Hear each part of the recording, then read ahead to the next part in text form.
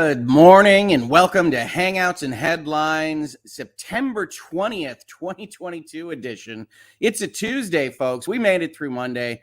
The Australians did warn us that Monday was going to be a long one. I don't know if it was long for you. It wasn't that bad for me, but Mondays are Mondays, and now we move on. How is everybody doing? Where are you hanging out from? Are you excited about this topic?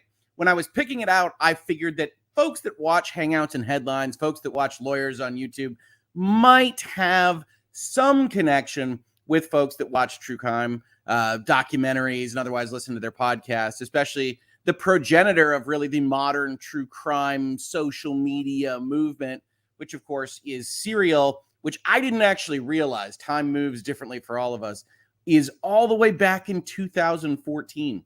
It has been a long time for this particular season one case to kind of get to this point. And as we'll see in the articles, and as you may already know, if you are interested in the topic, it's not the end point at all, by any means, necessarily. We'll see exactly what folks in Baltimore do. There's some infighting as between city and state officials. We'll talk about all of that as part of this discussion. But A, where are you hanging out from? B, did you listen to Serial? Did you watch Serial? Did you watch the HBO documentaries about this particular case? Have you been invested in this for a while?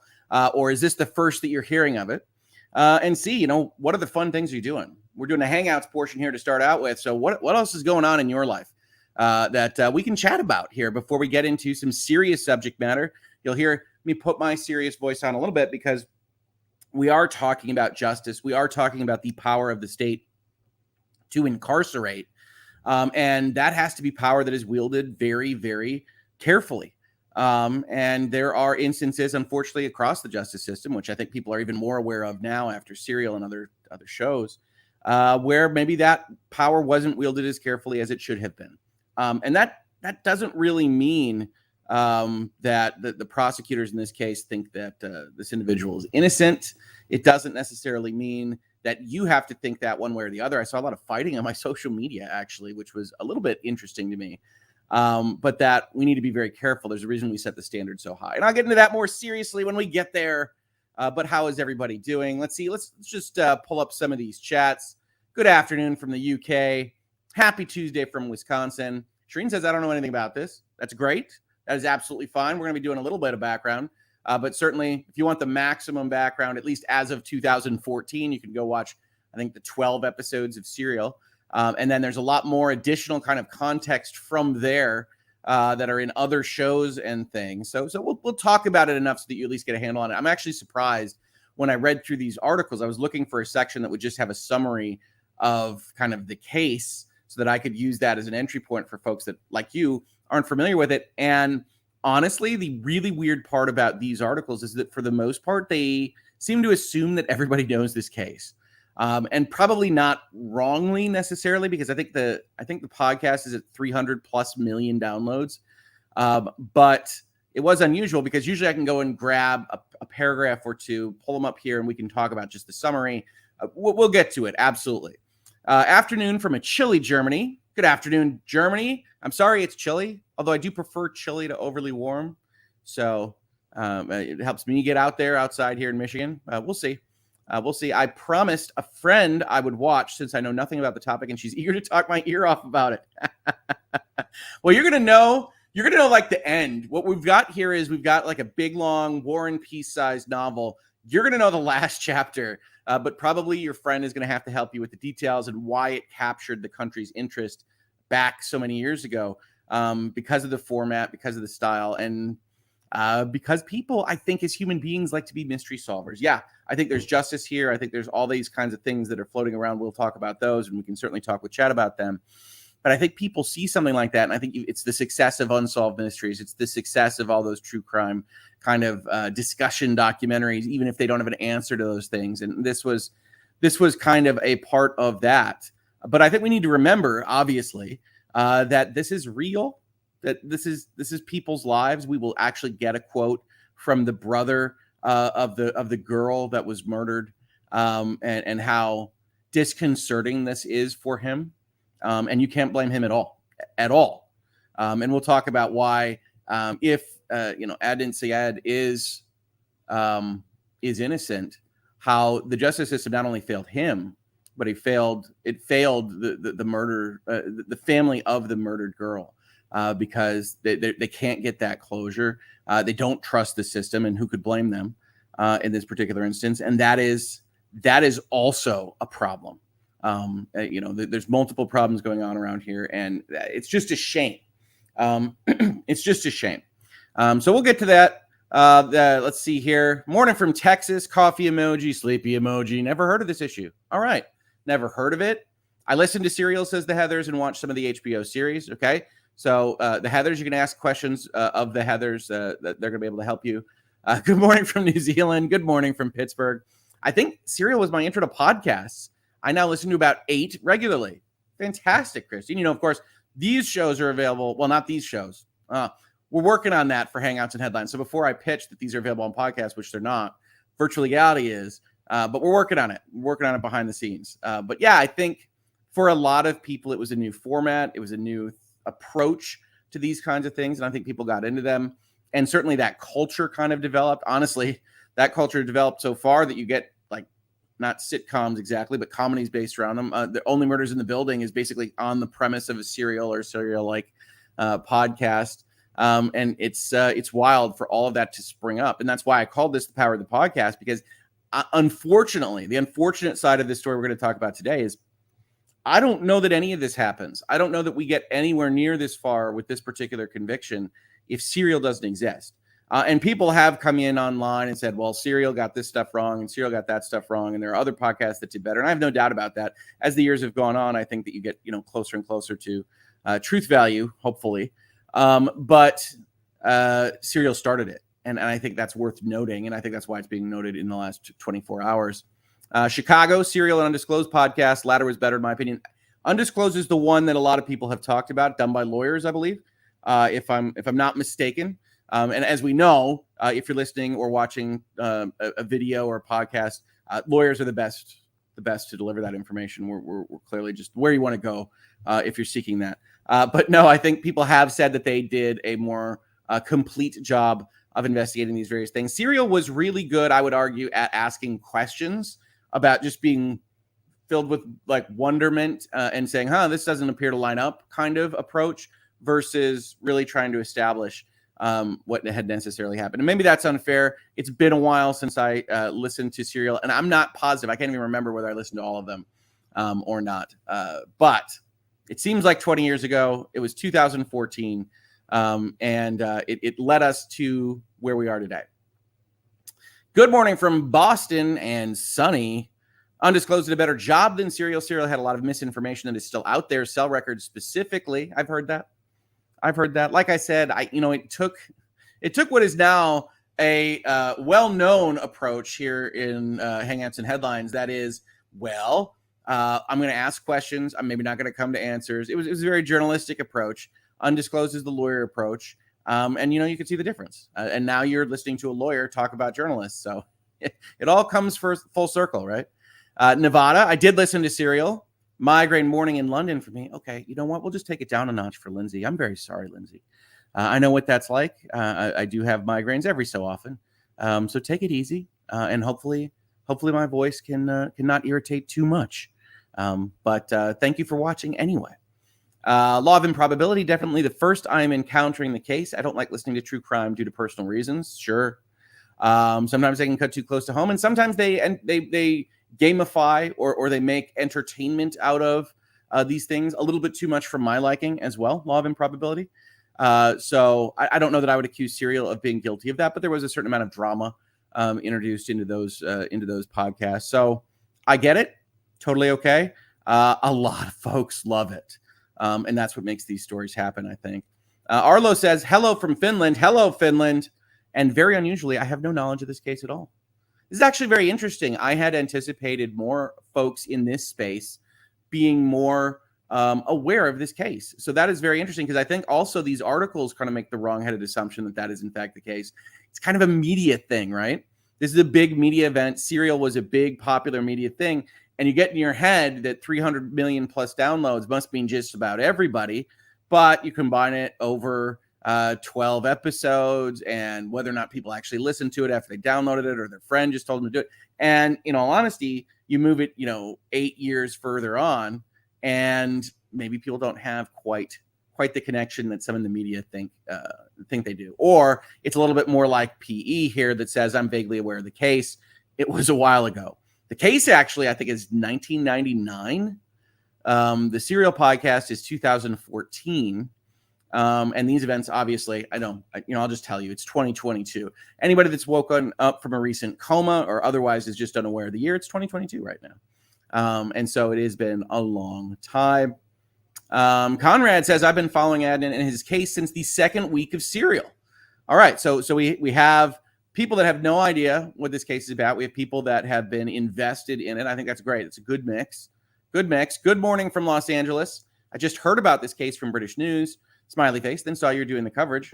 I wouldn't call this coverage necessarily. We're going to talk about how a couple of places have been looking at this story. Specifically, we've got CNN, we've got the Baltimore Sun where this happened, and we've got the BBC to give a little international flavor for how this kind of thing is treated across the sea. But in terms of like the details here, I cannot claim to really even remember a lot of Serial. I'm a little bit more like PE that way. And I can't claim to have listened to, if I ever listened to Undisclosed, it is outside of my memory. So we're going to be talking about what's happening here. I'm going to give a little spiel about justice and burdens of proof and the dangers of the state being overzealous about these things, and that we need to be more cautious about it overall. But it was very difficult to actually get any kind of sequence of details here, with the exception of a CNN article from actually a week ago. So we'll be looking at that first. In all honesty, never heard about it before here, says Newt. Good morning from rural Ontario. Sounds like a nice place to live. Good morning from New Jersey. Still fighting COVID. I'm very sorry to hear it, Kathy. Stay strong. Get rest. Hopefully this is a little bit helpful to you. I know it can be lame to be sick for long periods of time. A, Utah. B, never heard of this. C, sleepy time emojis. I'm so tired. So like I shouldn't go into just a cadence of a very monotone voice that helps folks rest because you'll miss the rest of the episode. That's all right. Your clicks still count. YouTube doesn't care if you're sleeping. You can turn these episodes on while you sleep. It only helps the algorithm. Hi from Sacramento. Good morning from West Virginia, Hoeg family. I also listen to the Dateline Crime Podcast. Really good. Haven't heard of that one. Is that related to the Dateline TV show? I bet it is. Good morning from Washington State in the dark of pre-dawn. Sounds like a good metal song, in the dark of pre-dawn. Hope you are doing well. Nutmeg Spice. Delightful name. Hi from Germany.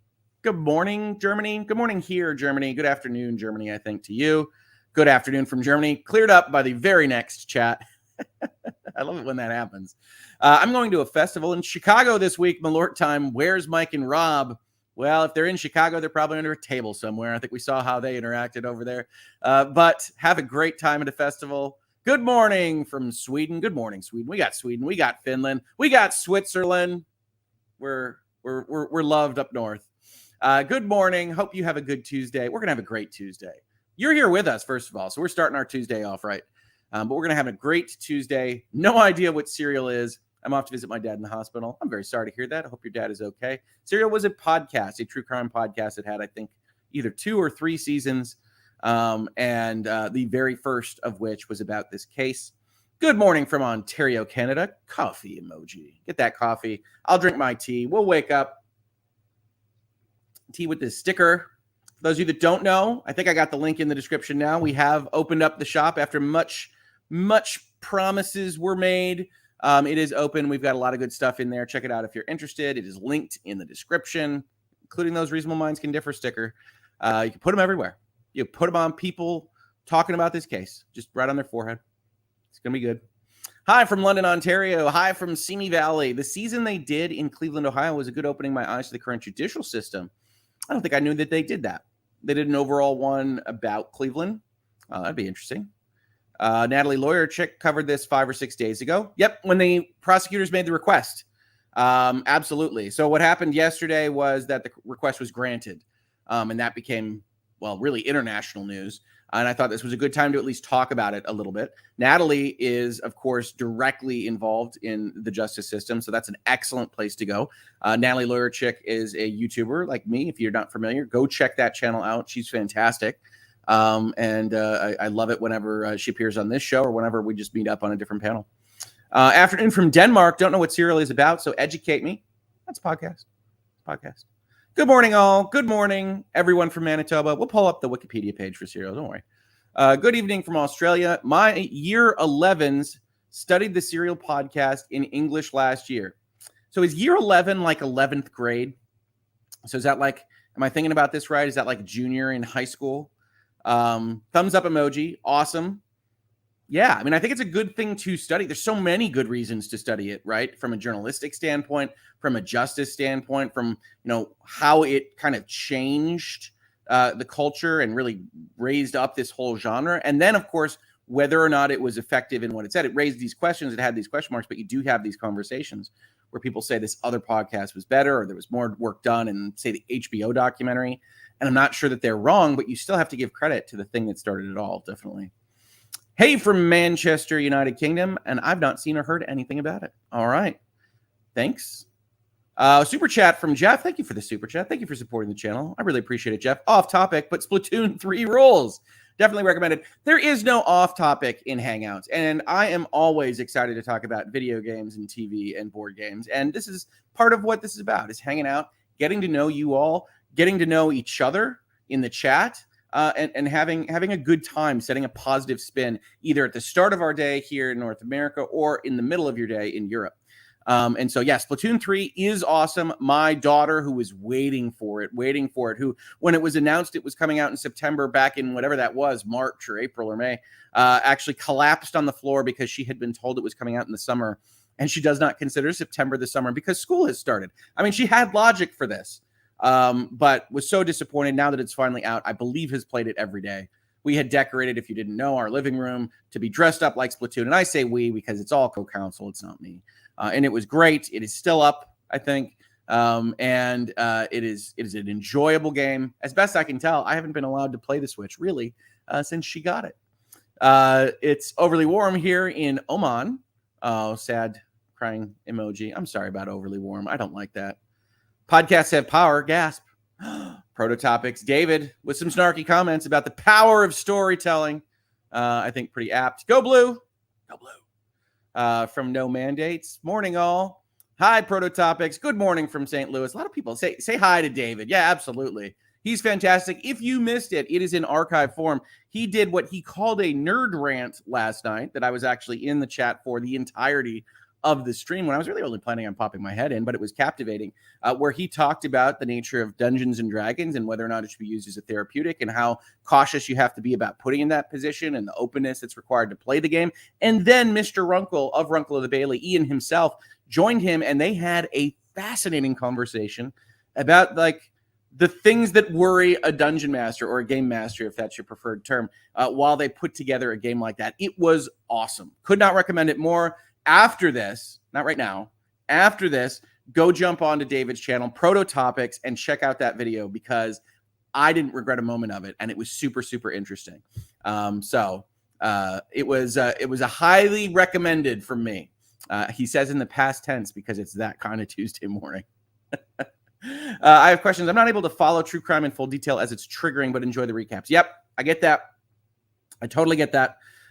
So yeah, absolutely. Summaries, recaps, those kinds of forms, right? We're not going to go into too many details about this. It's a murder. It's a murder of a young girl.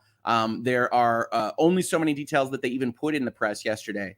And I don't want to regurgitate that. There's plenty of people that will do that. We're going to talk about it a little bit more on the justice system side. Good morning from Maryland. Undisclosed Podcast gives a lot of great information on the case. Awesome. And I do want to welcome a guest here. We've got Kurt from Uncivil Law joining us. We're just still going through Hangouts. Kurt, how you doing this morning? I got you muted, buddy. How you doing? Oh, your mic's cutting in and out. No, we're fine. How are you doing? All right, good stuff. There we are. Yes. I'm doing all right, Kurt. How are you doing? I'm doing great. I'm having a wonderful morning. All right, well, I'm going to ask you the same two questions I've asked the chat that we're going through this morning. One, where are you hanging out from? And two, Are you at all familiar with this case or Serial or anything that developed since 2014? Well, I am hanging out from the beautiful city of Austin, Texas. Nice. And I am familiar with this case. Yes, I listened to the entire season 1 of Serial. Okay. I thought it was a very good podcast. It was a well told story. I don't know whether or not there's a different story to be told, but the people that put it together told a compelling story. If you were an attorney trying to represent his case, they did a very good job. In other words, so I don't know whether or not there's a different case to be had, but the prosecutors themselves, as I'm sure we'll discuss in a moment, filed a motion to vacate the sentence. So the prosecutors themselves apparently lost confidence. It only took them 20 years, but what's 20 years between friends, I guess. 20 years and some adamant fighting against that result by the state. Yes, I remember that too. I remember them going to when the podcast was basically new-ish, and Syed was filing motions to undo his verdict based a lot on that, based on one of the eyewitnesses who was apparently not called for whatever reason during his original trial. And it's like, well, this person could exonerate me, and so we should review it. And the state was like, nah, we're good. And the state, I don't know if you know this. I don't know how much you've read about how this went down. The state, as opposed to Baltimore, is a little bit still nah. There are some quotes that are, there was no Brady violation here. We'll talk about Brady violations, folks. There was no Brady violation here. This was we were not consulted in the state's office. All sorts of stuff. Yeah, I told you, man. We were consulted. Okay. I got some stuff. But no, it's good to know. So you actually listened to Serial like in 2014, like as it was. Also not consulted. Basically, was the family of the right. victims. We got that. As too. I'm sure we'll discuss that too, because how much notice were they given of this new and interesting development that they might have some interest in? So much notice was provided, as I'm sure we'll discuss. Yep. No, we'll talk about it a little bit. Yeah, because one of the things that I did note earlier on, Kurt, is that the media here, and we've got 3 articles. We're not going to go through every word of the 3 articles, but the media here does appear to be assuming that you, dear reader, already know what we're talking about. Usually there's a step where you go and you talk about the case and you talk about a few of the things here. For the most part, they're skipping that. And I have no doubt that that's because of Serial and because they just feel like 300 million downloads. People just kind of have a feeling on this. That's why I asked the question to start out the day. And even here, people watching a lawyer talking about real life stuff and journalistic stuff and like massive overlap between what might be Serial listeners. So many people are like, I don't know what that is. So I do think the media kind of fell down on probably needed to be a little bit longer introduction to what it is we're talking about on this in terms of understanding, but we'll get there. And then I also like the fact that apparently they get 30 days to decide whether or not they want to prosecute him after 20 years, after a year-long investigation, which they filed this motion out of apparently nowhere. It's like, well, we spent the last year reviewing this case and we have some doubts, and 20 years of review, and we get 30 days to decide whether or not to prosecute him. I'm like, if you don't know today, if he's your guy, if you don't know today, he's your guy, you're not going to figure it out in the next 29 days. It would be a wild story, but I can't believe that they would go so far as to file a formal motion and believe that they're going to spin around on it. But they don't want to actually say that in court. They don't want to actually take that step of saying, just go ahead and dismiss it. We're done. We just want to reserve that little extra bit of face-saving whatever, which I found to be mildly hilarious. Yes, they want to treat this somberly and with care at this point. No, it's absolutely right. I looked at it. We'll talk about like the situation there because he's not free. We'll talk about that. Just thinking of the politics. Let's forget justice for a second because it seems like they might have 20 years ago. So let's forget justice for a second. Imagine the politics of re-prosecuting this at this point with these news articles. I can't see it happening. I'm just talking about human beings dealing with optics. I can't see it happening, but we'll get there. Unless you're the state of Maryland, in which case apparently they're cool with it, as opposed to Baltimore, as you were just saying. Oh yes. Well, the state has issues. So we'll talk about that. Colleen, good morning from Maryland. Hey, the subject of the circus, undisclosed podcast gives a lot of great information on this case. Yeah, I think to the folks that I talked to yesterday, and I have not followed this after, I don't even know, like I said, if I listened to the whole series, but I listened to Serial a bit back when it was first coming out because people in my law firm were really interested in it. Undisclosed seems to have had even more of an effect in terms of the actual on-the-ground information. And undisclosed, Kurt, if you don't know, is lawyers as opposed to journalists, because lawyers are good at this, right? We know this. and looking at these things. Good morning. So glad you're covering this. This has been a serious miscarriage of justice by police and the state attorney for both families. Yeah, and that's a part of what we're going to be talking about, is that this is a problem not just for Syed, but also for the Lee family. To the extent that this has gone wrong, that is no way to take care of victims either. Having coffee from Brazil. Want to send my love to you and all of LawTube. Thank you. Hope the dramas with the report thing subside soon. There's no dramas from here. Watching the internet. If you follow me on Twitter at Hoeg Law, you saw that we did finally get blocked by Mr. Christopher Boozy yesterday because he was calling out Nate again, and he's calling out everybody.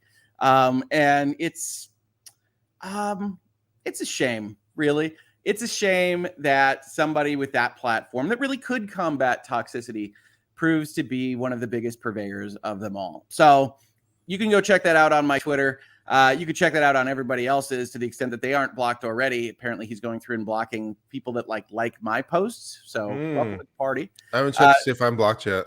Maybe Kurt.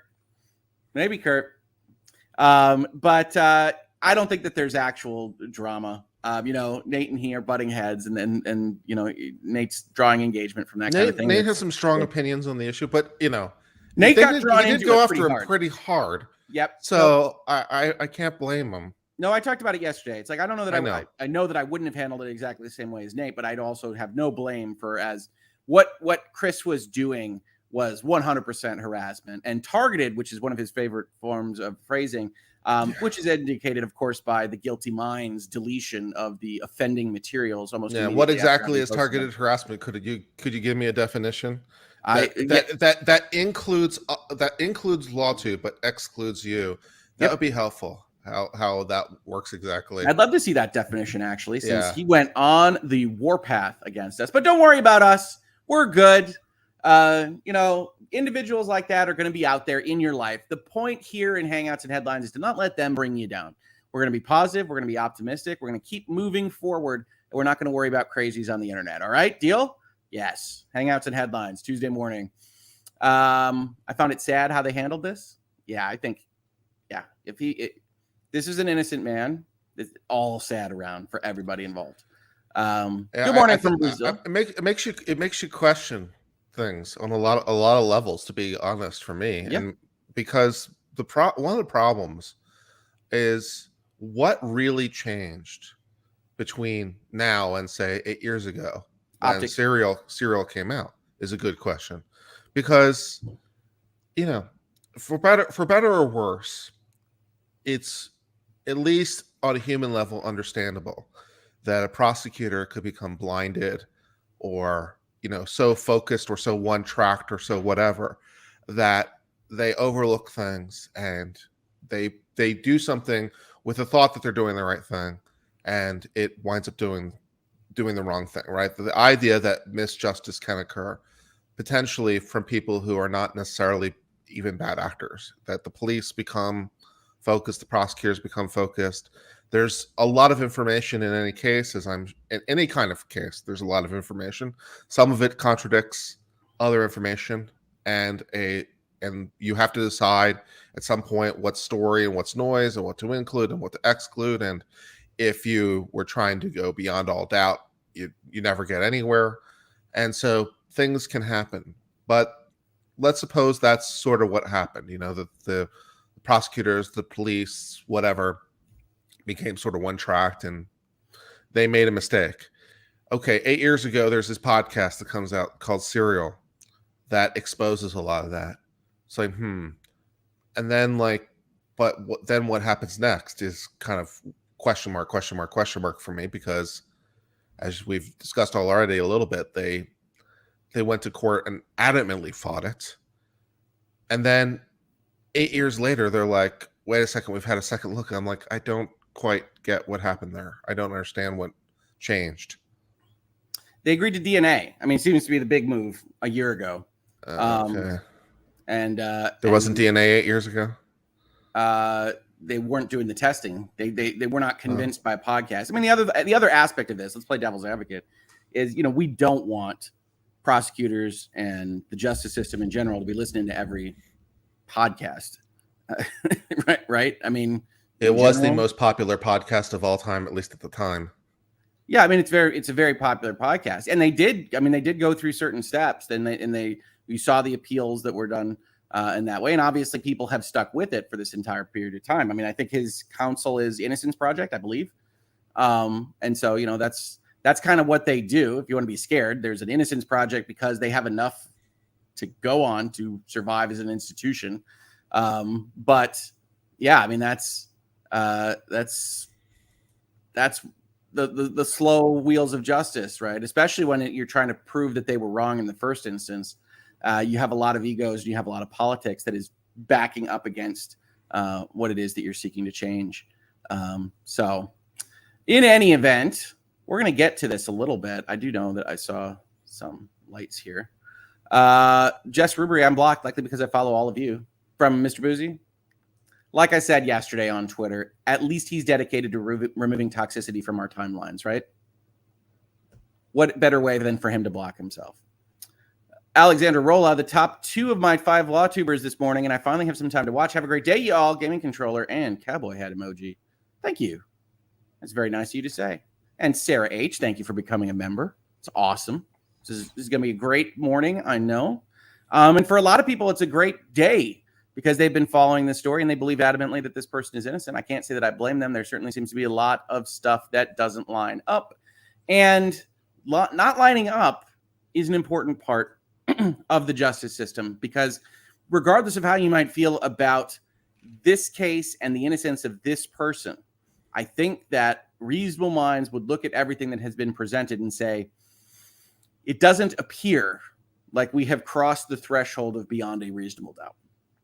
And at that point, we start to talk about the justice system. We start to talk about, it's better for guilty men to go free than to imprison innocent ones, because that's the power of the state. That is the bad bit of all of this, is that you make a mistake and an innocent person loses whatever this would be. What is it, 2+ decades at this point in time? Then that's one of the most heinous things that the state can do, and it's power that we give them to do it. Crazy Cat Queen has a Boozy question before we head into the headlines. As computer tech experts, in my eyes, question Boozy. Are you asking me as a computer tech expert? Oh, no. There's some data that he's probably accidentally and ignorantly published, data associated with screen names, usernames, thoughts. I wouldn't recommend anybody get into the weeds here. I think it's, you get dirty when you fight with pigs in the mud, and I don't recommend it. He's a bad actor. He will twist and he will turn and he will gaslight and he will crow and he will play victim. And honestly, I don't think it's worth it. You got better stuff to do with your time. We'll continue talking about it here to the extent it crosses our paths. And we'll certainly continue talking about it when Bot Sentinel reports come up. And we'll remind people that this is the way that this individual behaves. But I cannot recommend getting too deep into the weeds there. That's my opinion. Kurt maybe would have a different one. I think ignoring the haters is probably the way to go. I found on balance for myself that ignoring the haters is the way to go. And Crazy Cat Queen. I have overreacted to the haters in the past and gotten burned for it. And so I have learned that I've learned from my own misfortune, as one does, and realized that perhaps that's not the way to go. And therefore decided it's better just to ignore them. Yeah. So they're going to hate. Better for my mental health too.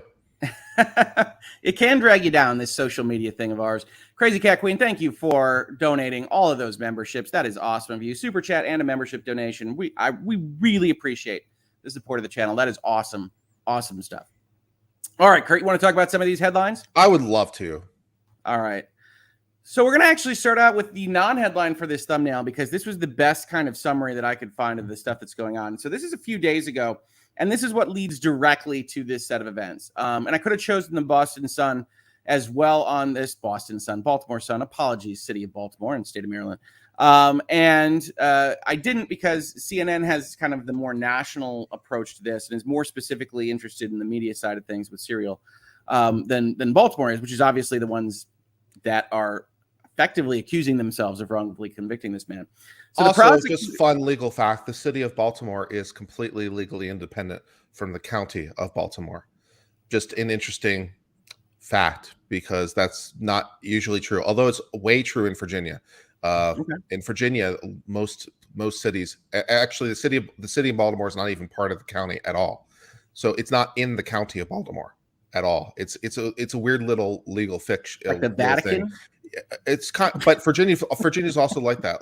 Virginia has these things, independent cities, and so you can actually, for a lot of cities in Virginia, you ask like, what county is it in, and you're just like, nah.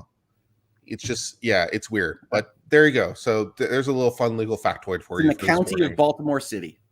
Yeah, there's a fun little factoid for you this morning. Carrying on. Absolutely. This is wild, right? Our 50 states, a lot of them do weird things. Prosecutors request. Yes, and as I'm discussing on my channel later today, we're discussing American Samoa, where if you're born in American Samoa, which is part of the United States territory, is named American Samoa, would tend to imply if you're born in American Samoa, you are not a natural born citizen of the United States. Which you're just a U.S. national, not a citizen of the United States, which means, incidentally, that if you want to become a citizen of the United States, having been born in American Samoa, you have to go through immigration, which means that you're now in this wonderful position where you have to immigrate from the United States to the United States. One of the stories we'll be discussing later today. Kurt. Huh?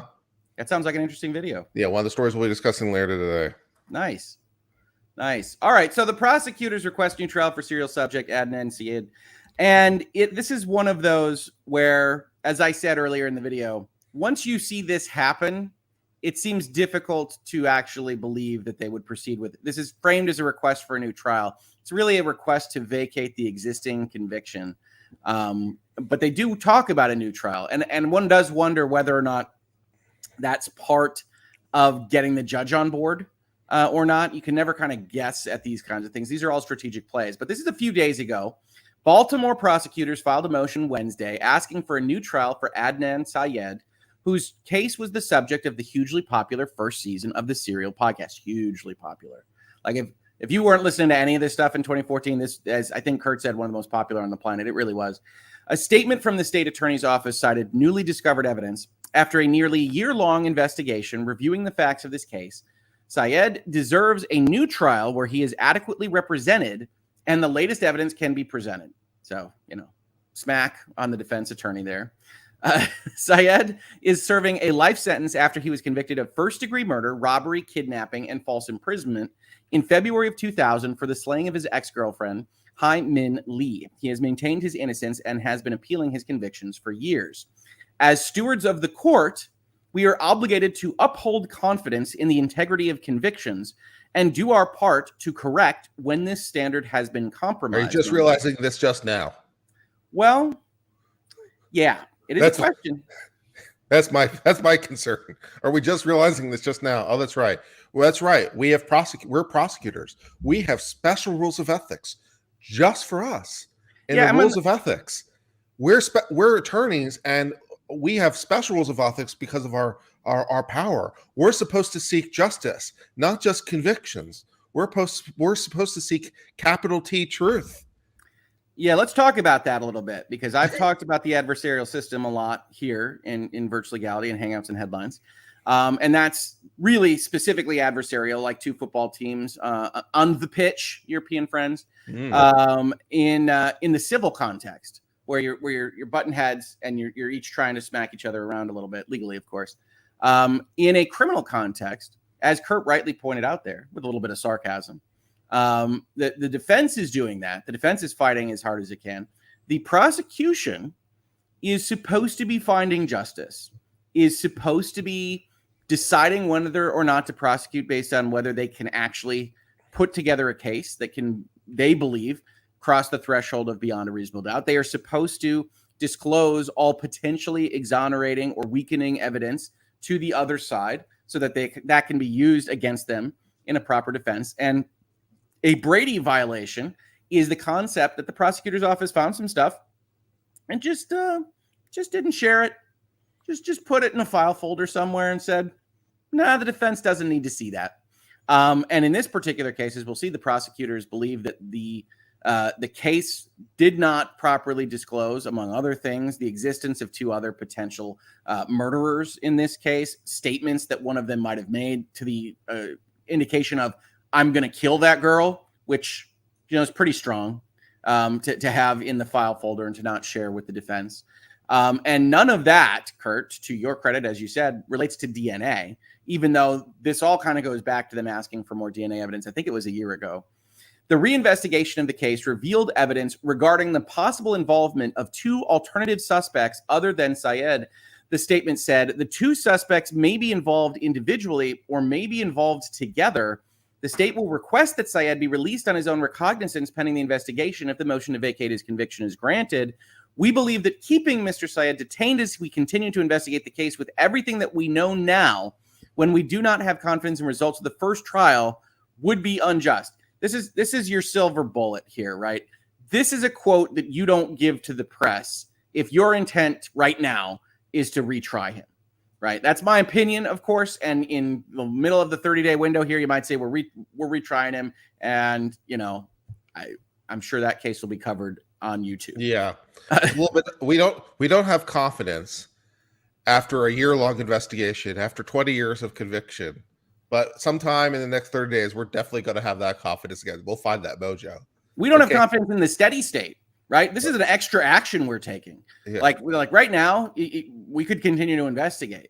And so this is really strongly indicative of they're not going to go forward with this. Attorneys for Syed filed a motion supporting the state's request to vacate his conviction. Yes. Yeah, both sides agree. Given the stunning lack of reliable evidence implicating Mr. Syed, coupled with increasing evidence pointing to other suspects, this unjust conviction cannot stand. Maryland Public Defender Natasha Dartigue in a news stunning lack. A true example of how justice delayed is justice denied. An innocent man spends decades wrongly incarcerated while any information or evidence that could help identify the actual perpetrator becomes increasingly difficult to pursue. Yeah, it gets harder and harder to go find those things 20 some odd years later. And then basically, this is the summary that we get. Adnan and Lee were seniors at Woodlawn High School in Baltimore County in January 1999 when she disappeared. Her strangled body was discovered in a city forest 3 weeks later. That's what we got. We also have motions for DNA testing, which I guess weren't a year ago. They were about 6 months ago. We know that is proceeding for what they call touch DNA based on the evidence that they had collected back in 1999. Mosby said the motion to vacate was filed along with Sentencing Review Unit Chief Becky Feldman. Syed was a juvenile when convicted. The suspects were known persons at the time of the original investigation and were not properly ruled out nor disclosed to the defense, according to Mosby's statement. He didn't disclose their existence? Okay. The state is not disclosing the names of the suspects now, but said that, according to the trial file, one of them said he would make her disappear, he would kill her. Really? And I don't believe, and people can correct me if I'm wrong that followed this much more closely, I don't believe any of this was in Serial. I don't recall this as part of the Serial podcast.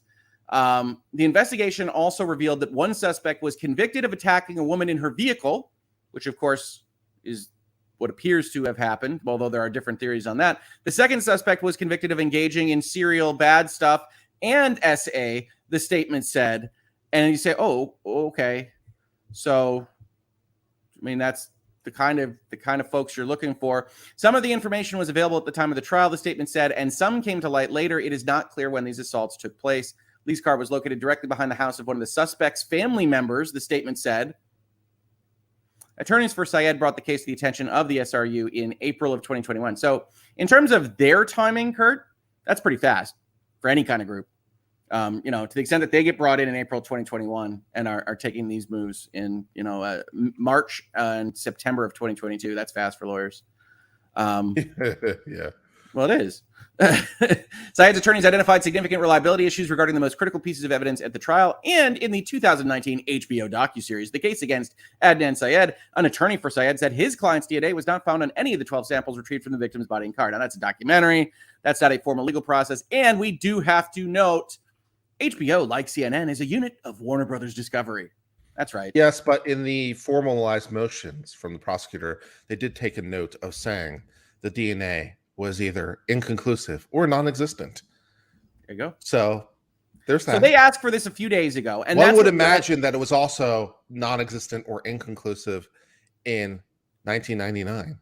Well, they say that they didn't have the same techniques in 1999. You can take that with whatever grain of doubt you want. So it was conclusive then and non-conclusive now because the technology got better? Well, one would assume that That's rest usually of the how that works. Usually that works the other way around. Usually it's non-conclusive now and becomes conclusive later because the technology and refinement has improved. Usually not so much the other way around. Well, unless you have inconclusive DNA entirely and then you can actually get something and it's not the guy.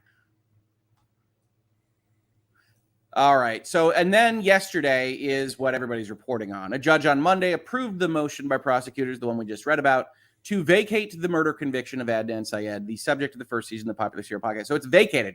It is gone. It is done. He is no longer a murderer in the eyes of the law, and they have to decide whether they're going to try to put that label on him again. He has maintained his innocence since the 1999 slaying of his ex-girlfriend. We just talked about the motion. In explaining her decision to vacate, Baltimore City Circuit Judge Melissa Finn cited material in the state investigation that was not properly turned over to defense attorneys. That's your Brady violation, as well as the existence of two suspects who may have been improperly cleared as part of the investigation. Her ruling was met by cheers and tears in the courtroom. We have a little bit about how Syed is dressed. We're not yet declaring Adnan Syed is innocent. Baltimore City State's attorney Marilyn Mosby said Monday following the judge's ruling. But we are declaring that in the interest of fairness and justice, he is entitled to a new trial.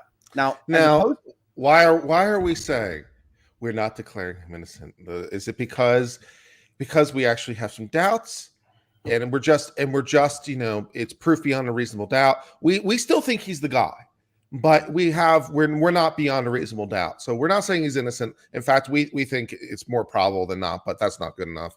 So that's really what we're saying. Or are we saying we're just trying to save some face, or are we more likely trying to save us from having to pay a little bit of money because perhaps wrongful conviction? I honestly would be surprised if Maryland has significant. One of the things I was going to say here is that whatever he might be able to recoup, it's not going to be enough. I mean, one of the real travesties of these kinds of things is, in general, your remedies are somewhat limited, and all by statute. How much would you want for 20 years of prison? And missing everything. I mean, he was 17. I mean, that's everything. That's college. That's the start of career. That's marriage. It's kids. It's whatever. 20 years is a lot of time. It's ridiculous. So no, it makes you very sad to think that if this person might be innocent. It's one of those where it's like, oh my God. So yeah, they're unwilling to commit to it at this point. But I would expect maybe almost exactly what you just said, Kurt. I would expect a press conference on this. I would expect it in, this window of time. I would expect, my bet is that it comes out and says, we're not going to pursue this. And I would also bet that it will probably say, we still have our doubts. You'll never get them to say it because they don't want to have to pay. They don't want to lose face. They'll never. It's amazing you got them to file the motion. Actually, it's amazing that you got them to do that instead of just blindly going and sticking their fingers in their ears, which arguably let's talk about the up power to of the podcast concept for a second. Now, like, do you think this happens at all without Serial? No, not a chance. I agree. I mean, I agree entirely because even what we've got right now is in that question mark gray area stuff. And I agree with everybody that says it's too much to actually put somebody in a cage because there's just too many doubts. But once that's all gone down, and if you don't have Serial, I don't think you've gotten into any kind of silver bullet territory. He definitely didn't do it. He was in China the day of, so you don't have that. And in general, prosecutors are going to just say, okay, well, the jury convicted him, right? I mean, like a jury looked at this stuff and a jury convicted him. So this is, outside of our hands. That's why the prosecutorial function is so important, to have people that really are pursuing that justice, because frankly, there's appeals to authority just from being a prosecutor, just from being on the state side, just from presenting this as this person did this thing. And you have to be very, very cautious with it. But it wouldn't surprise me if you come out with the equivalent of a kind of Bill Cosby press conference. We still think it happened. We think mistakes were made back in 1999 in the investigation process. We think mistakes were made in this office from our predecessors. And unfortunately, that means that we think that justice demands that this person go free, but we're not going to opine as to his innocence. That's how I see it going down, but we'll see. I think there will be a press conference. And I agree. I don't think you'll get that much. I'm sure you'll get a presser. I'm not sure they're going to say anything. Okay. They're just going to let the 30 days expire and that be that. Okay. We'll see. But yeah, I agree with you. I don't think this happens without the podcast. Prosecutors have, as we've just been discussing, 30 days to decide whether to pursue a new trial, and they are waiting for DNA analysis that they are trying to expedite to determine whether Adnan's case is dismissed or the case is set for trial. Now, this timing is weird, right? Because they ask for him to be released of their own free will on a given day in September. And then this is framed in the CNN article as, oh, well, actually, our analysis isn't done, and we're going to try to expedite it to get it done within that window you've just been given us. Nobody made you file that motion when you did. So again, I go back to, I can't see them pursuing this, because if they thought that this was going to come back and it just was going to have a big red computer screen like on CSI that says Adnan, they wouldn't go through these steps, or they would just wait for that. I mean, what's from their perspective, what's another 30 days from 20 years? So the timing here suggests that they don't believe that they're going to go for another trial. This is way too much publicity to actually turn that around, but you never know. They're politicians. They're pursuing justice, but they're politicians too. And so we will see. We will definitely see. In the meantime, Syed will wear an ankle monitor with tracking, according to Becky Feldman, chief of the Sentencing Review Unit of the Baltimore City State's Attorney's Office. Just that little bit of extra knife why on your not? side, man. Little house arrest. Cannot let it go. Little house arrest. Now, what's interesting about that is it's like, well, okay, so he's not a murderer right now, but he's essentially arrested for murder. I mean, like it goes back to that step. And so now, generally speaking, if you're arrested for murder and you're not going through a bail hearing or anything like that, you go back to like jail. And I mean, like he's in a weird limbo state here where he's under house arrest. House arrest based on nothing, based on murder. Like no conviction. It's a little unusual. He has no valid conviction against him. Yeah. 23 years after he went to prison, we now know what Aiden and his loved ones, have always known, that Adnan's trial was profoundly and outrageously unfair. Evidence was hidden from him, evidence that pointed to other people as the killers. And I mean, honestly, to the extent this is true, and we will see the state of Maryland fight against it, it's like the worst possible thing. Like the prosecutors have to be above board on this stuff. You want to talk about justice, it's not just about even the convictions or the acquittals, it's about the optics of the process. And like this is bad. Prosecutors have to turn this stuff over. You're telling me you have a witness that you don't tell the defense exists that says, I'm going to kill the murder victim. You're telling me that that's in your file. I don't know what to say about that. The hearing comes nearly 8 years after the Serial podcast dug into his case, raising questions about the conviction and his legal representation. In doing so, the podcast reached a huge audience, set off a true crime podcasting boom, as well as further examinations of the case, including the HBO docuseries, The Case Against Adnan Syed. Interestingly, no disclosure for the fact that they're owned by the same parent company here. Fair enough, CNN. Keep on keeping on. The reinvestigation of the case revealed evidence about the possible involvement of two suspects other than Syed, including a person who said they would make Lee disappear and that he would kill her. Prosecutors said.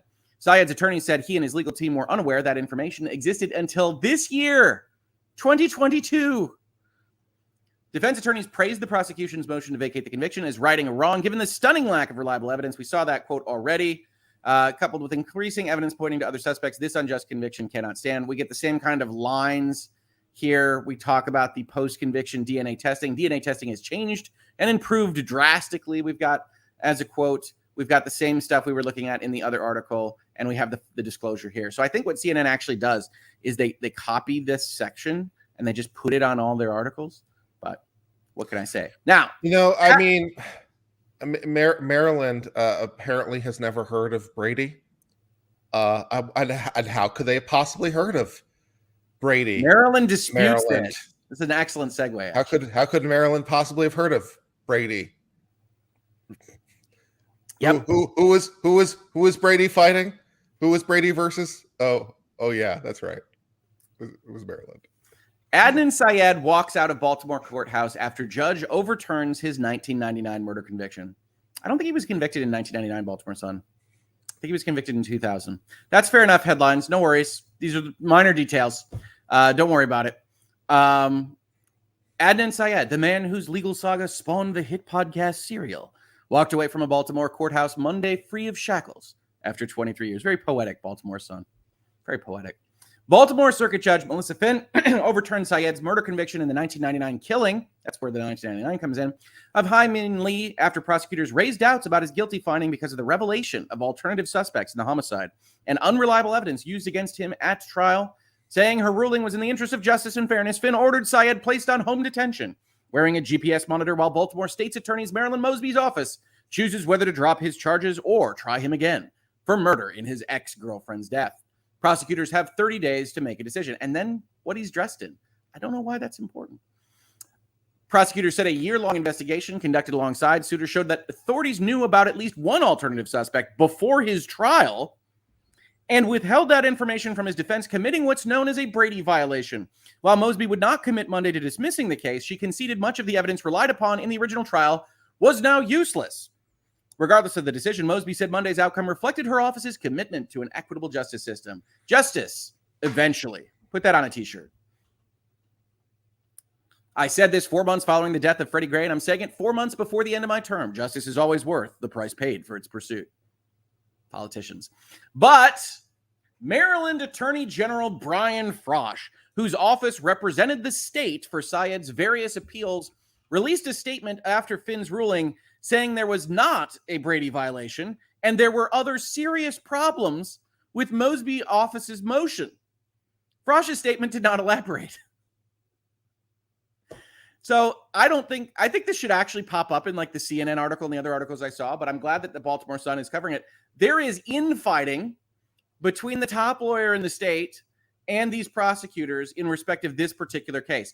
As Frosh says, neither state's attorney Mosby nor anyone from her office bothered to consult with either the assistant state's attorney who prosecuted the case or with anyone in my office regarding these alleged violations.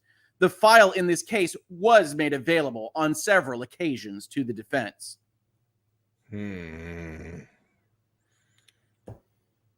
So now why does the attorney general have such a bug up his ass?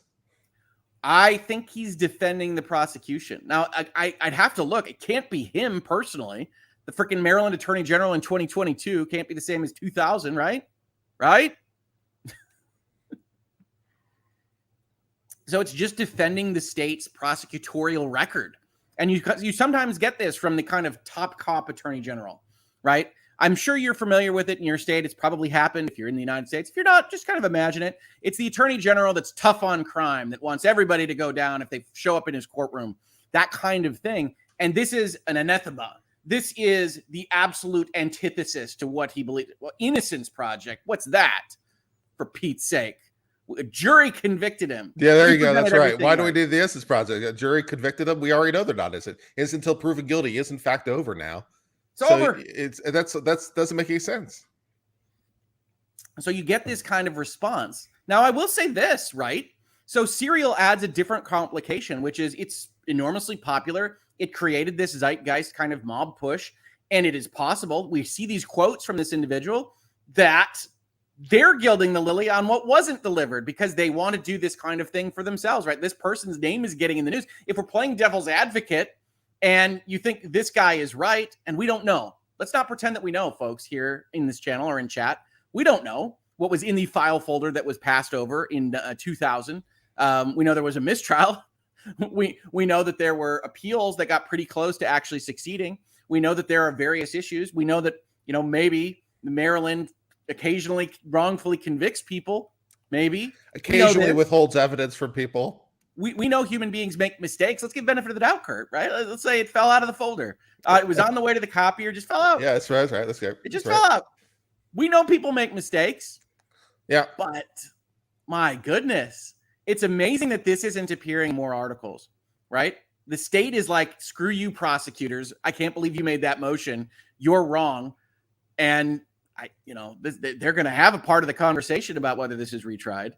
So that'd just be the kick in the teeth. The Attorney General files charges. That'd be good. That's right. They decline, and the Attorney General says, no.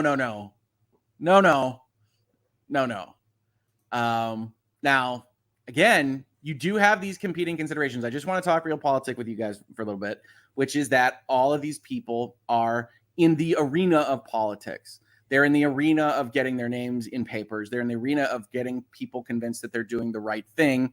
The individual at the prosecutor's office here might have designs on that attorney general seat. Hell, they might already know that. Brian Frosch's office might already know that that's the kind of thing that's happening. You're seeing weird reactions because these are weird public-facing offices. And unfortunately, for the optics purpose of this, remember, when we start talking about those quotes, when we start talking about justice being so important, part of that is believing in the system, believing that these are right-thinking people that are aligned and making sure that innocent people go free and guilty people don't.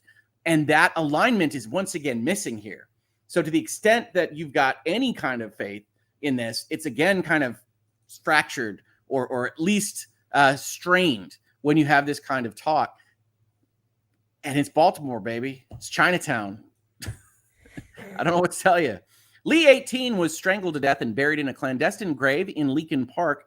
Authorities at the time said they suspected that Syed, her ex-boyfriend, struggled with her in a car before killing her. Buried in a clandestine grave. That's an interesting phrasing. That just strikes me as odd. Like, yeah, we tried to hide the body, I guess. Well, I don't know. I would say that based on the first line of this article, this is a person that has a certain amount of English degree poetry baked inside them, right? That he was freed from his shackles. That's not usually how you define these things. So clandestine grave goes along with that. We'll have a raven talking and knocking on a door by the end of this. Excellent. The state's theory then was that the popular honors student at Woodlawn High School couldn't handle it when Lee broke up with him. He was 17 at the time of his arrest and has been behind bars since. So essentially, in this particular case, for those of you that don't know about it, the cops went with kind of the usual high probability percentage here. It was the ex-boyfriend, right? I mean, like, this is what you see. When you're looking at the true crime stuff, that's the one that is the easiest. That's the one that makes the most sense. And he had some question marks in his own testimony. You saw that on Serial. Earlier, the hearing assumed a tense tone after an attorney representing Lee's relatives asked for a postponement, saying that his clients who live on the West Coast hadn't been given enough notice to attend the hearing. One does question what notice were they given? Because we do care about the victim's rights side of this thing. Obviously, freeing the person that you have told this family killed their daughter for 20 years is going to have an impact on them. You would think. I think that might be something that might take you a minute to process, regardless of your feelings up to that point about the conviction or reliability there too. Getting some notification that the person who had been convicted of your sister's murder or your daughter's murder might be some information that might take you a hot minute to process. So I'm sure Maryland is going to give them lots of notice and give them the ability to appear in person so they can adequately express themselves and go through that process, right? They're going to really make sure that they have the time to process this stunning revelation. Honestly, yes. Right? Honestly, no. I was trying to tee you up. They didn't give them notice. No. I mean, I apologize. I was looking at chats and pulling up some of the information. I thought that your setup was that they deserved that time. But no, my setup was not so much that they didn't actually get that time. Oh, okay. I apologize, Kurt. That's my fault. So, you teed me up. I missed it. I whiffed. Even T-ball players can whiff from time to time. What can I say?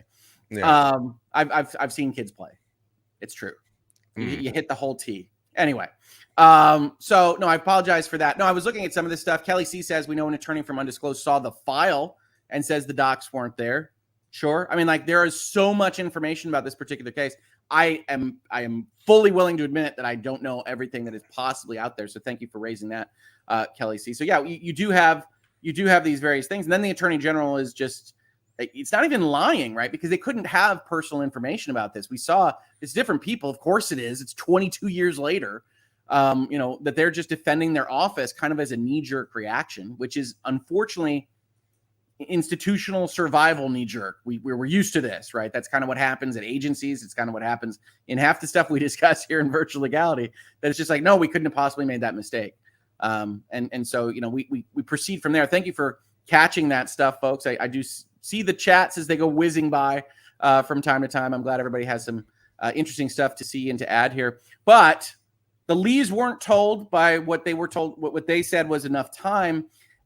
The judge refused to delay. The judge had basically already decided that this guy should be free-ish, again, home detainment, so that they weren't going to delay that, but did pause the motion for 30 minutes so that Lee's brother could patch in essentially, by StreamYard, give or take, on one of those kind of walking cell phone connections. Allowed to speak before the attorneys, young Lee said he felt blindsided and betrayed by the prosecution's decision to seek to vacate Syed's conviction.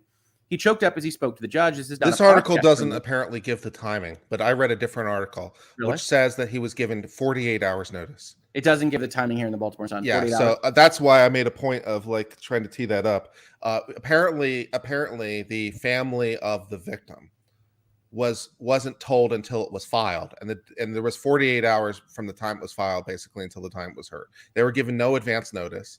The brother of the victim lives on the opposite coast of the United States, lives on the West Coast somewhere, and he wanted to appear in person at the hearing concerning the release of the person who had been convicted of his sister's murder. Yes. And, as one does, and they're like, nah, we're not going to give you any time to get over from the West Coast of the United States to Maryland. So he did appear, as it were, via telephone or Zoom or something. I forget exactly how that worked. But anyways, he basically it was given no notice. And this is what I was trying to allude to. It's like, no matter how he must have thought about it up to that moment, whether he had doubts about the conviction or not, we are going to file to release the person convicted of your sister's murder. Might be some information that might take you a hot minute to process, but he's not given any time. And so he says, he was quoted as saying that he thought the state was there to help him, but not so much because of what I just pointed out. So, but here's the weird feeling part, a little betrayed as well. So, we can look at these dates, right? The motion goes in a week or so before the hearing yesterday. I guess the date of the hearing, the date the hearing was actually scheduled. They were only given 48 hours notice to the date of the hearing being scheduled then. Okay. All right. Well, to me, it's like when these articles go up about they're requesting it, if you're interested in being there, you're on notice that you can go get to Maryland. I don't disagree with you, and I think the court should be handling this better. I think certainly Maryland and Baltimore have not been covering themselves in glory on any of this. But there is an open question I have, which is like, okay, this. I'm not saying you should track CNN or anything, but chances are you got some DMs or some texts when those stories popped up from the motion being filed on the 14th. And so, yes, either way, regardless of the specifics there, it is definitely warranted for the family of the victim to be a part of this kind of conversation. And he's right. It's not a podcast for him. It's real life. Lee says he respects the criminal justice system, but described his and his relatives enduring grief. Absolutely. He said he's not against continued investigations, but that Syed's conviction should stand essentially while there's ongoing. Honestly, based on the descriptions here about we'll decide whether to try him again based on what happens in the DNA test in the next 30 days, I'm not sure he's wrong. I'm not sure that this isn't a decision that should be up or down completely after everything that you're going to look at is in. But it's tough. His sister was murdered. And if this is right, then not only did they imprison an innocent person, they failed to catch the guy. And all of those leads have gone way colder than if they had done their jobs properly back then. They're getting double burned, essentially, on this. And of course, they lost their sister or their daughter. This is your worst case scenario on all this stuff. So I don't blame him for his emotionality. Every day when I think it's over, it's always come back, he said, and it's killing me. I can only imagine. Assistant State Attorneys Becky Feldman said in court that the prosecutor's decision on how to proceed with Syed's case hinges on the ongoing investigation focused on the alternative suspects. Baltimore police have reopened their probe into Lee's homicide. That should go great. And Feldman promised her office would allocate all the resources it could. Police, well known for solving 22-year-old crimes. So we'll see how that goes. Despite fighting to uphold the conviction in years past, prosecutors now say Syed may not be Lee's killer. Prosecutors have known since 1999 of two alternative suspects, and that's not exactly what was reported on CNN, so we have a little bit of disconnect there, who may have killed Lee, according to the motion to overturn his conviction. One of the suspects has threatened her, saying he would make her disappear. He would kill her. Prosecutors said the state did not disclose the alternative suspects to Syed's defense before trial. That's your Brady. Syed was convicted in part because of cell phone location data that has since been found to be unreliable, according to those same prosecutors. They also highlighted the inconsistent statements of his co-defendant, Jay Wilds, who testified against him, who was in part the star of Serial, because he was squirrely. Mr. Syed's conviction was built on a flawed investigation. This was true in 1999 when he was 17. It remains true today. Despite the developments, prosecutors said they are not prepared to declare Syed innocent. Generally speaking, prosecutors don't declare people innocent. Syed's conviction became a matter of international intrigue after Serial, a podcast released in 2014 that pioneered the true crime genre, raised new questions about Lee's death. Since then, his legal journey has been the subject of books, other podcasts, and television documentaries that spawned new legal filings in the case. The courts turned down all of his appeals, the most recent in 2019, when the Supreme Court declined to hear his case. Now, the Supreme Court is very poorly positioned to hear fact-based prosecutorial misconduct type cases. So I know people reacted to this pretty strongly when it happened. But it shouldn't have been a surprise to anybody. It's not really what they do on this kind of stuff. Yeah, we've discussed this before, at least on my channel. Yeah. That the whole idea, of course, is innocent until proven guilty. But once you're proven guilty, innocent until proven guilty is over, right? And so the way the courts work basically is they always, that if you're looking for a generalized principle, the courts interpret things in light of the status quo. Right. The evidence is filtered in light of what the current accepted reality is. So the idea, at least, is at trial, the currently accepted reality is innocent till proven guilty. And so the jury is instructed to filter all the information along those lines. And for that matter, the prosecutor, and for that matter, the police. Right. So we are supposed to interpret things against the state where there is where there's some doubt. But once there's a conviction, that all flips, because the new reality is the guy is guilty. He's been convicted. So on appeal, you're asking completely different questions. You're asking questions like, is there any way to get a conviction? So if you're a defense attorney trying to overturn a conviction, let's say that there's a witness on the stand that you can prove was mistaken about something. It's like, okay, this witness made a mistake. We'll establish that as fact. The appeals court is going to say, okay, if we, in our own minds, exclude that piece of testimony from the evidence, would the jury still have enough information to convict? So it's no longer would that present doubt. It's basically, is there any way to get to a conviction? And so in that light, it's not surprising that the Supreme Court of Maryland maintains the conviction, because they're going to look basically for any mechanism to get the conviction. Well, they wouldn't believe this witness, but they wouldn't believe this evidence. Oh, this DNA is no good. Oh, no problem. There's this eyewitness. Oh, the eyewitness is bad. No problem. There's this, there's this, there's this. And so basically it becomes very difficult to overturn a criminal conviction. As Andrew points out from Law of Self-Defense, appeals are for losers. The overall appeal success rate for a criminal case is usually something below 2%, depending on your state. It can be less than 1%. So it's very difficult, because they're going to look for they're going to interpret all evidence in light of the verdict. And so they're going to look to maintain the guilt verdict if it's possible. Hopefully that was a good. No, I think that was great, Kurt. Good. And that might seem unfair, and to some extent it is. But we also want to give, power to that jury who's examining this evidence, and should hopefully be discounting the stuff that's silly and valuing the stuff that's higher. Now, the reality is, of course, that you have a prosecutor strongly telling you things. You have a prosecutor and the state strongly telling you things that maybe the jury is more easily swayed than we would like on those kinds of things, and maybe it shouldn't be entitled to that kind of deference in the court system. Those are things that lawyers and well-meaning people and the Innocence Project and legislatures are thinking about quite often. Perhaps not as much as they should be, but that was very helpful, Kurt. No, I appreciate it. And that's the situation that this got found in, and everybody's screwed on that, right? The prosecutor's office that is taking on these files and looking at it and going, Jesus. Apparently, the state itself impugned, the person obviously imprisoned for 2 decades, and the victim's family, who gets none of that justice that this whole system is designed to set up.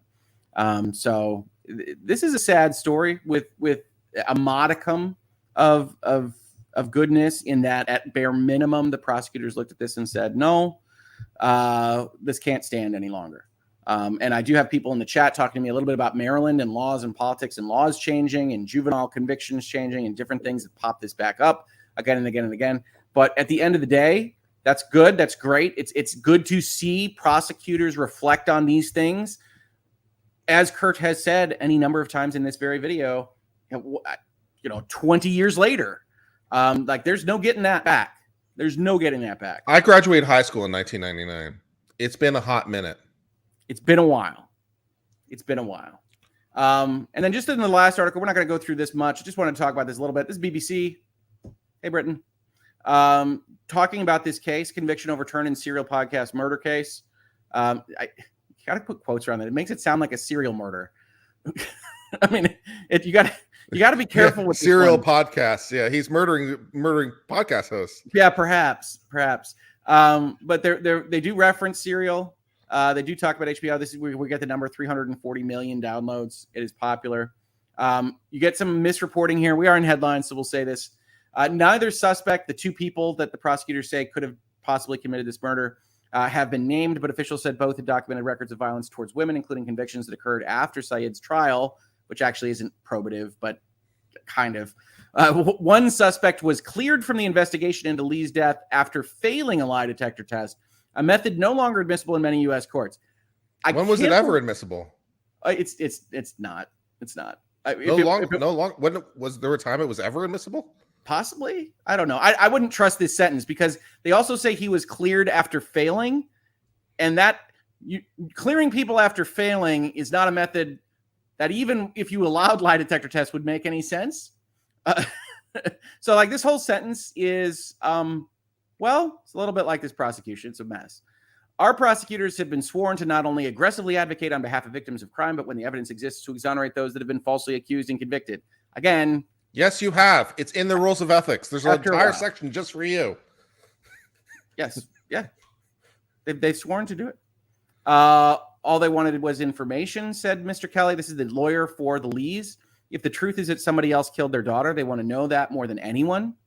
Serial Productions, which produced the podcast, just released a new 13th episode, because if you're owned by the New York Times, you got to jump on this stuff, right? You're jumping on this stuff. Serial was once a part of This American Life, I think. Let's see here. The Wikipedia. That's where people got to know it. And now it's owned by the New York Times, because, like Wordle, the New York Times just likes purchasing things that are in this 1 letter per box format.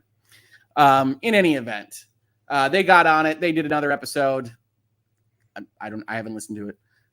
And it was, as mentioned by the UK, this is an interesting thing that they do, followed by a bunch of other podcasts and things. And then they do 3 paragraphs on other podcasts. So it's interesting. We don't see that in the other articles that I've looked at. So end of the day, you've got the CNN 30,000 foot view. You've got the Baltimore Sun bringing in the politics in the state of Maryland, bringing in some more details about the Lees. You've got BBC covering the Lees and then the nature of serial and podcasts. So you have all these different kind of views. Obviously, BBC more separated from Maryland and Baltimore. They're covering things from that higher view as well, but with specific kind of aiming at the value of media and the power of the podcast, which I think is appropriate for the more disparate jurisdictions. You got Baltimore covering it as they did. And then you got CNN doing their kind of half-ass stuff that CNN does. So that's the story for today. We do have some super chats that I will capture, but what do you all think of this? I'm sorry that you don't get enough detail on this. If you are interested, the serial podcast, at bare minimum, the Wikipedia actually has a good little feature. They actually give the summaries. I think these are the actual podcast descriptions. But they give the summaries of the episodes. so that you could at least get up to speed real fast on what's going on, who the characters are. You also get kind of like the start of a Shakespeare play. You get references to all of the various people that are involved here. And you do have questions about this. You do have questions raised by Serial about, honestly, the fact that he's Muslim, that he's Pakistani. Does that come up in front of the jury? I think that lawyers actually present that as part of their case, which is okay. And you have all of these kind of question marks. And it's one of the reasons why it was so compelling is it's presented as entertainment. So, if you're interested in that, check that out. But be aware, as other people will tell you, there's even more information in that documentary in HBO, in the various other podcasts that have been out than just what happened in 2014, because people got stirred up by this and all sorts of folks looked into it further, which led us to September 19th of 2022. And honestly, while they are reserving the right to retry him, I think it's a very doubtful thing because I don't think there's the political will to do that. Folks, I'm looking for your comments. I'll hit these super chats first, if I can grab them. And then we'll wish you well on your Tuesday. So get those comments ready. Crazy Cat Queen, what happens to the prosecutor that didn't share all the information? Is there any disciplinary action? Good joke. Yeah, Crazy funny Cat Queen. joke. Crazy Cat Queen, that is a question that is well deserving of something other than a sarcastic laugh. But unfortunately, prosecutors don't generally face much for these kinds of issues. I think it's a shame. I think it's a real shame, honestly. And again, even just based on optics, we should be punishing bad acting prosecutors. They wield almost total authority about what they choose to prosecute and how they choose to prosecute it. But the reality is that the courts and the bar and the guild and the cartel and everything else just basically doesn't punish for these kinds of mistakes. I'm sure there are exceptions people can potentially bring up, but I really don't think anything will happen to this prosecutor. And in terms of lawsuits against them, well, they have immunity. They were acting on behalf of the sovereign. So there's really no redress there. You're dependent on the legislature putting statutory kind of wrongful conviction remedies. And I don't know Maryland's. You don't know Maryland's, do you, Kurt? Sorry? Kurt blacked out there for a second. I'm sorry. Well, you're asking me Oh, something? it's okay. I was just asking if you had any notion of what the statutory wrongful conviction remedies might be in Maryland. Oh, not Maryland, off the top of my head. I'm sorry. I bet they're horribly unfair, would be my guess. Crazy Cat Queen, the defendant. We'll give you $3.50. Yeah, it's a quarter per day, and then we're going to charge you against your linens and your water. The defendant is of Pakistani background. He's a Muslim. Oh, that's actually, I think, what I was thinking. I think Serial mentions that quote from prosecutor during the trial directed towards the jury. That is a questionable thing to say in a criminal case. He's from Pakistani defense. He's a Muslim. Suggests maybe you're asking the jury to convict, perhaps based on reasons that don't, strictly speaking, relate to the murder. Maybe looking for prejudice. It's possible. It's possible. Vincent Rando, I live in Maryland, work near Baltimore. The legal system around here is notoriously janky. It's good. It's a good term. Part of the reason why crime is so bad here is because nobody has faith in law enforcement or the courts. That's your broken windows problem, right? Like as that kind of happens and that faith is lost, it spirals. And so you do get all sorts of locations and jurisdictions that have that kind of very, very paranoid view of the entire legal system and the justice system. And when this stuff comes out and you see the state fighting against even the prosecutors saying we should take another look at this, who couldn't have that feeling? Like, you're not even on the same page, top lawyers, at all. And so, yeah, what faith am I supposed to have? Tanya Fox, attorney disbarred but ineffective counsel denied. How? The defense attorney was disbarred? Yeah, I think I read that, actually. The standard for, I can give you a partial answer without looking into the specifics of this case. Again, the standards on appeal, again, are very difficult if you're looking for these kinds of problems.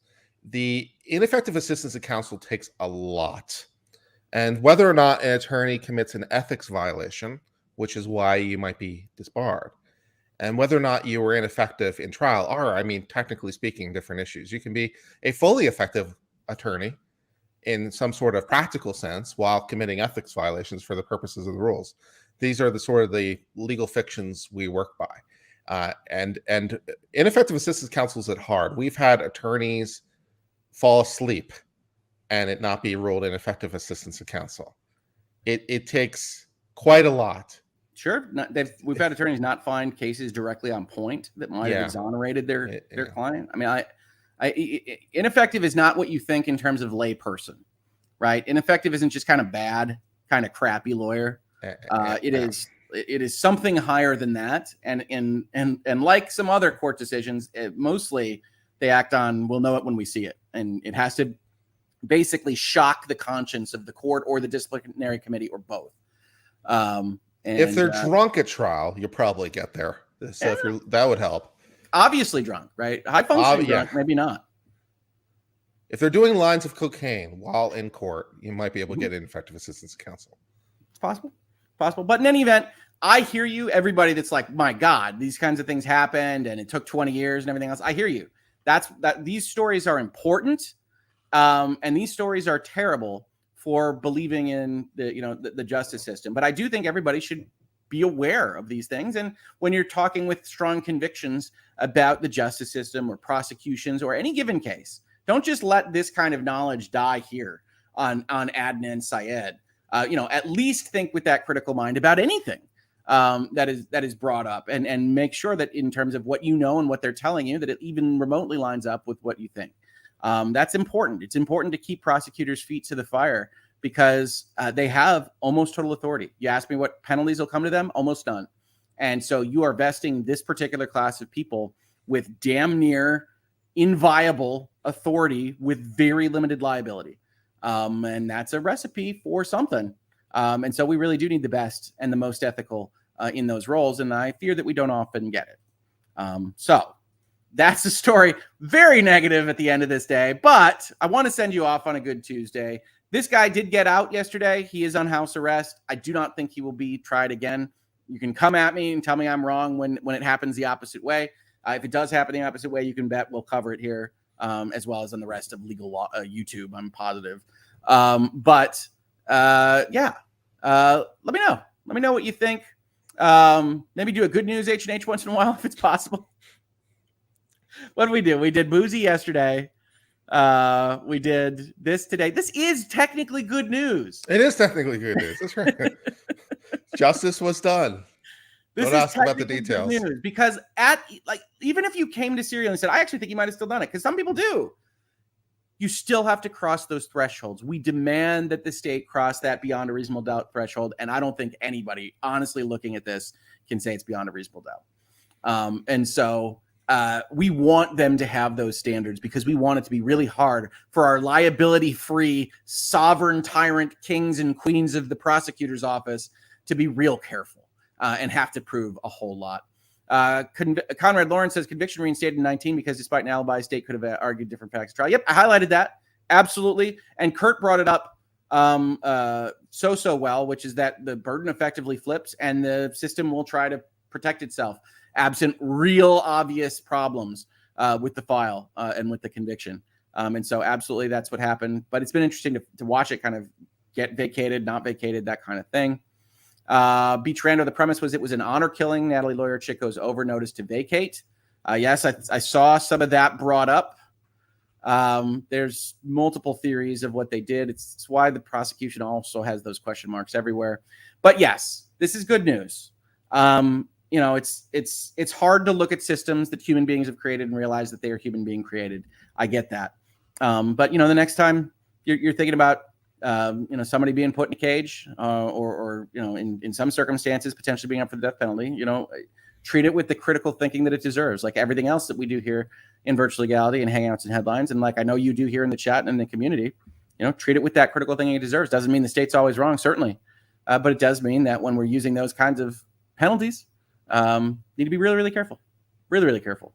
And sometimes it winds up looking like this. But at the end of the day, this is a release. And Casual Fridays are usually where we mess around with stuff that is more positive or at least less important to anybody's given daily life. So I will keep that in mind. Hangouts and Headlines is not designed to just make you dour for the rest of your Tuesday. I enjoy talking with all of you. I enjoy talking with you, Kurt. What are you doing today? Well, I'm so glad you asked. I will be releasing 7 different stories today on my YouTube channel. Okay.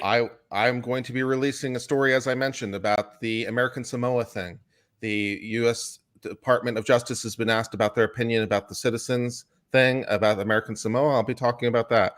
I'll be talking about the case of a Rhode Island man who had previously been convicted of prurient-related offenses, who then caught in relation to a 12-year-old, was caught using the prison telephone to solicit a hit on the 12-year-old so she'd no longer be a witness against him.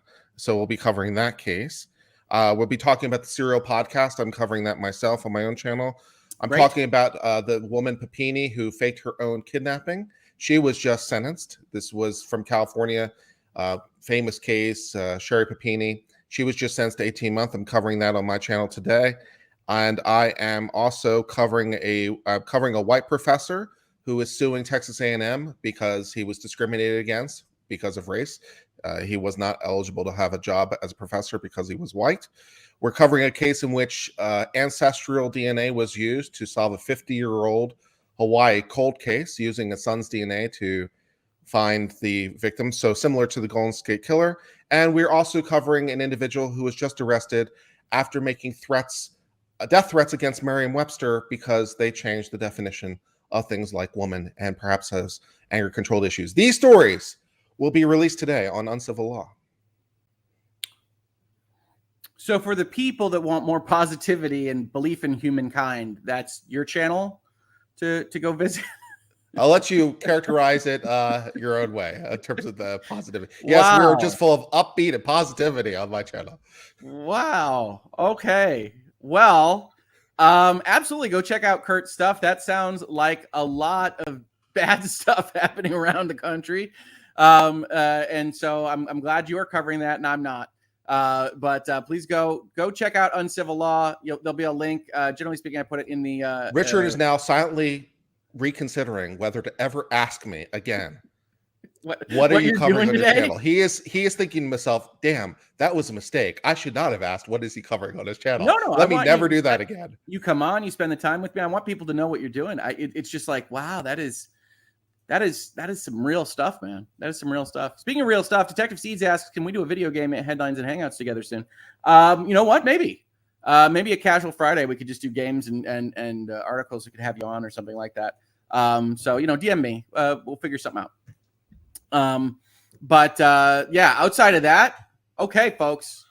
Adnan is free for right now, kind of. I mean, I don't know. He's got an ankle monitor. It's close. Freer than he was. And Kurt is covering the slow slide towards Bethlehem. So go check out his channel. Thank you so much, Kurt, for joining me today.